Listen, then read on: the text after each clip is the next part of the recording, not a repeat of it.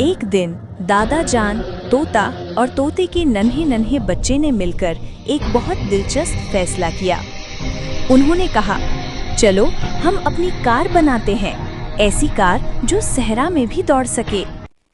तोता आसमान में उड़ता, दूर दूर से कार के पुर्जे ढूंढकर लाता। तोते के बच्चे खुशी खुशी उसकी मदद करते। कोई पेच लाता, कोई रंग, कोई शीशा। और दादा जान सबको प्यार से समझाते, बेटो, मेहनत से ही ख्वाब सच होते हैं। सब ने दिन रात एक कर दिया।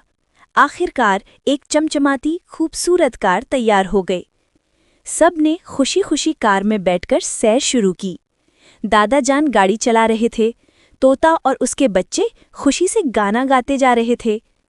लेकिन अचानक आसमान पर काले बादल छा गए, जोरदार आंधी चलने लगी और रेत का तूफान आ गया। रेत ने कार को ढांप लिया। सब घबरा गए। तोते के बच्चे डरकर रोने लगे। दादा जान ने फौरन उन्हें गोद में लिया और प्यार से कहा, बेटा, रोना नहीं, हमारी मेहनत जिंदा है, हम नई और बेहतर कार बना लेंगे। ये सुनकर तोता और उसके बच्चे मुस्कुरा दिए और सब ने मिलकर वादा किया, हम हिम्मत नहीं हारेंगे।